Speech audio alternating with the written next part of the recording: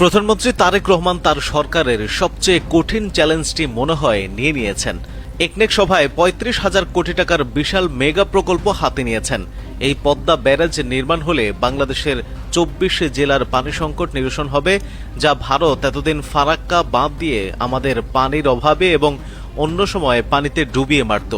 Padma barrage হবে ভারতকে টেক্কা দেওয়ার বড় অস্ত্র, যার নির্মাণের দায়িত্ব যাচ্ছে ভারতের চিরপ্রতিদ্বন্দ্বী চীনের কাছেই। চলুন তাহলে জেনে নেই পদ্মা ব্যারাজের আদ্যোপান্ত। পদ্মা ব্যারাজ কি, এটি কোথায় নির্মাণ করা হবে, এটি করলে কতটুকু সুফল পাবে বাংলাদেশ এবং ভারতকে কতটা দাঁত ভাঙা জবাব দেয়া যাবে। বাংলাদেশে প্রায় ৩৫,০০০ কোটি টাকা ব্যয়ে পদ্মা নদীর উপর নতুন একটি ব্যারাজ নির্মাণ করতে যাচ্ছে সরকার।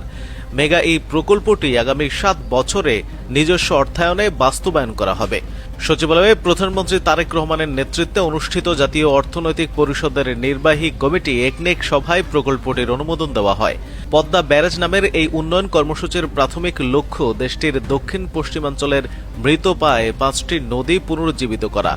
প্রকল্পটি বাস্তবায়িত হলে নদীগুলোর আশেপাশের ২৪টি জেলার পানি সংকট নিরসন হবে, যার ফলে প্রায় ৭ কোটি মানুষ উপকৃত হবে বলে জানিয়েছেন পানি সম্পদ মন্ত্রী শহীদুদ্দিন চৌধুরী আনি।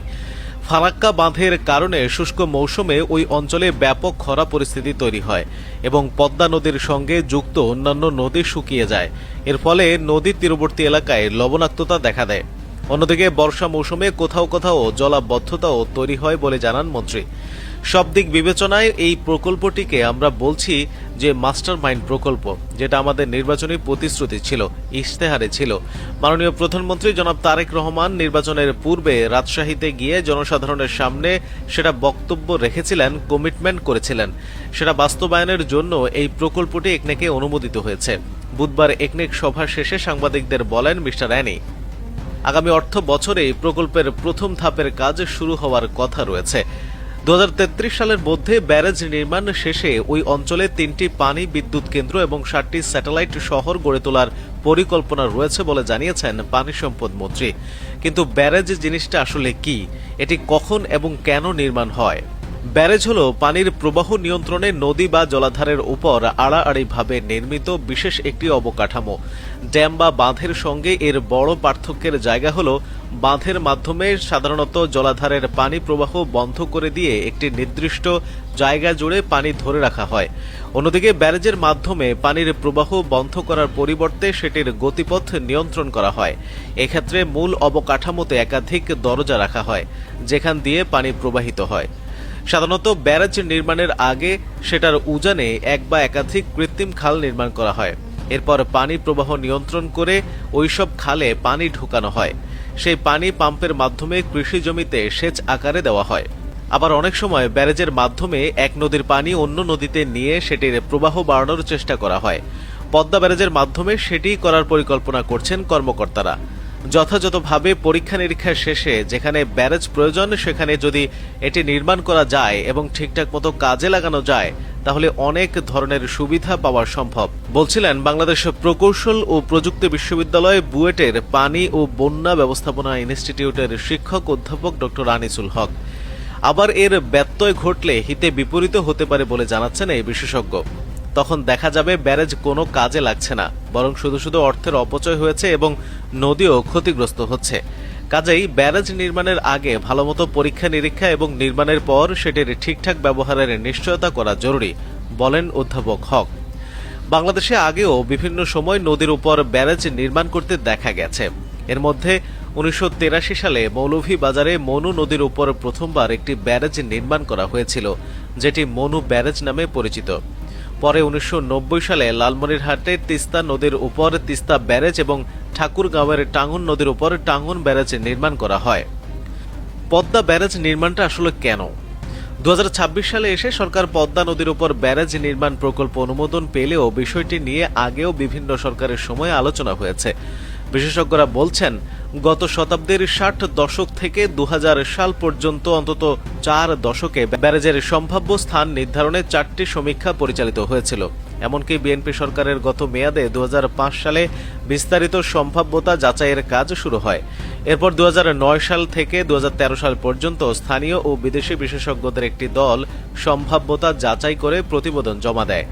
2016 সাল পর্যন্ত পানি উন্নয়ন বোর্ড প্রকল্পটির নকশা প্রণয়নে কাজ করে।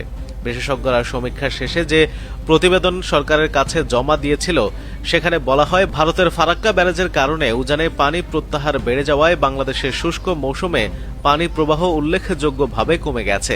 এর ফলে নদীগুলো শুকিয়ে যাওয়ায় কৃষি ও মৎস্য খাতে যেমন বড় ধরনের ক্ষতি হচ্ছে, তেমনি নৌ চলাচল ও জীববৈচিত্র্য বাধার মুখে পড়ছে। এসব সমস্যার সমাধানের লক্ষ্যে গত নির্বাচনের আগে পদ্মায় ব্যারেজ নির্মাণের প্রতিশ্রুতি দেন তারেক রহমান। ক্ষমতায় এসে সেটি বাস্তবায়নের উদ্যোগ নেওয়া হয়েছে। কোথায় হবে পদ্মা ব্যারেজ? পদ্মা ব্যারেজ প্রকল্পের আওতায় মূল অবকাঠামোটি নির্মাণ করা হবে রাজবাড়ীর পাংশা উপজেলায়। প্রায় 2.1 কিলোমিটার দীর্ঘ ওই ব্যারেজে 78টি স্পিলওয়ে, 18টি আন্ডার স্কুইজ এবং 2টি ফিশ পাস রাখা হবে। এর মধ্যে ব্যারেজের নিরাপত্তা নিশ্চিত করার জন্য বিশেষভাবে নির্মিত যে কাঠামোর মাধ্যমে নদীর অতিরিক্ত পানি বাইরে বের করে দেওয়া হয় সেটাই হলো স্পিলওয়ে।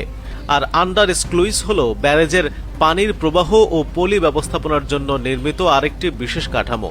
এই ব্যারেজের মাধ্যমে প্রায় 290 কোটি ঘনমিটার পানি সংরক্ষণ করার আশা করছেন কর্মকর্তারা। সংরক্ষিত ওই পানি বন্টনের জন্য 3টি অফটেক অবকাঠামো নির্মাণ করার পরিকল্পনা করা হচ্ছে। যে নদীর উপর ব্যারেজ নির্মাণ করা হয় সেটির পানি প্রবাহ নিয়ন্ত্রণ ও বন্টনের জন্য যে বিশেষ অবকাঠামো নির্মাণ করা হয়ে থাকে সেটি অফটেক অবকাঠামো নামে পরিচিত। একই সঙ্গে প্রথম ধাপের কর্মকাণ্ডের আওতায় গড়াই মধুমতি নদীতে 135.6 কিলোমিটার এবং হিসনা নদীতে 246.46 কিলোমিটার পুনর্খনন এবং ড্রেজিং কাজ করা হবে। দ্বিতীয় ধাপে চন্দনা, বারাশিয়া, বড়াল ও ইছামতি নদী ব্যবস্থা পুনরুদ্ধারের কাজ করা হবে। কি কাজে লাগবে এই ব্যারেজ? প্রকল্পটি বাস্তবায়নের মাধ্যমে গড়াই মধুমতি, হিসনা, মাথাভাঙ্গা, চন্দনা, বারাশিয়া, বড়াল ও ইছামতি নদীর পানি প্রবাহ পুনরুজ্জীবিত করা হবে বলে জানিয়েছে সরকার। এক্ষেত্রে ব্যারেজের মাধ্যমে পানির প্রবাহ নিয়ন্ত্রণ ও সংরক্ষণ করে শুষ্ক মৌসুমে ওইসব নদীতে প্রায় 800 কিউসেক পানি সরবরাহ করা সম্ভব হবে বলে আশা করছেন কর্মকর্তারা। এরপর সেই পানি দিয়ে যশোর, খুলনা, কুষ্টিয়া, মাগুরা, মেহেরপুর, চুয়াডাঙ্গা, ঝিনাইদহ, নড়াইল, বাগেরহাট, সাতক্ষীরা, রাজবাড়ী, ফরিদপুর, গোপালগঞ্জ, পাবনা, রাজশাহী, নাটোর, নওগাঁ, চাঁপাইনবাবগঞ্জ এবং পিরোজপুর অঞ্চলে প্রায় 29 লাখ হেক্টর কৃষি জমিতে সেচ দেওয়া হবে বলে প্রকল্পের নথিতে উল্লেখ করা হয়েছে। সেটি সম্ভব হলে দেশে আরও প্রায় 24 লাখ টন ধান এবং 2.25 লাখ টন মাছের উৎপাদন বৃদ্ধি পাবে বলে দাবি করছেন কর্মকর্তারা। একই সঙ্গে নদী তীরবর্তী এলাকার জীববৈচিত্র্য রক্ষা ও মানুষের জীবনমান উন্নয়নের ক্ষেত্রেও প্রকল্পটি গুরুত্বপূর্ণ ভূমিকা রাখবে বলে আশা করা হচ্ছে। বাংলাদেশের দক্ষিণ পশ্চিমাঞ্চল ও উত্তরাঞ্চল সেদিকের মানুষ সবচেয়ে বেশি উপকার পাবে। এই পদ্মা ব্যারেজ করার মাধ্যমে সর্বোচ্চ বেনিফিটটা আমরা ওই অঞ্চলের মানুষকে দিতে পারবো, সেটা কৃষিখাতে হোক, সুন্দরবনের জন্য হোক, বুধবার সাংবাদিকদের বলেন শহীদউদ্দিন চৌধুরী আনি। 2033 সালের পর দ্বিতীয় ধাপে ব্যারেজ ঘিরে 3টি পানি বিদ্যুৎ কেন্দ্র নির্মাণ করা হবে। এছাড়া 7টি স্যাটেলাইট শহর গড়ে তোলার পরিকল্পনাও রয়েছে সরকারের। প্রকল্প কর্মকর্তারা বলছেন, নদীগুলোতে স্বাভাবিক প্রবাহ ফিরলে দক্ষিণ পশ্চিমাঞ্চলে লবণাক্ততার বিস্তার কমবে, সুন্দরবনের জীববৈচিত্র্য সুরক্ষা পাবে এবং সেচ ও নিষ্কাশন ব্যবস্থার উন্নতি হবে। এছাড়া গঙ্গা, কপোতাক্ষ, জিকে সেচ প্রকল্প, উত্তর রাজশাহী সেচ প্রকল্প, গোদাগাড়ি পাম্প হাউস এবং রূপপুর পারমাণবিক বিদ্যুৎ কেন্দ্রে পানি সরবরাহ নিশ্চিত করা সম্ভব হবে। সব মিলিয়ে এই প্রকল্পের মাধ্যমে বছরে প্রায় 8,000 কোটি টাকার আর্থসামাজিক সুবিধা পাওয়া যাবে বলে জানিয়েছেন সরকারের কর্মকর্তারা।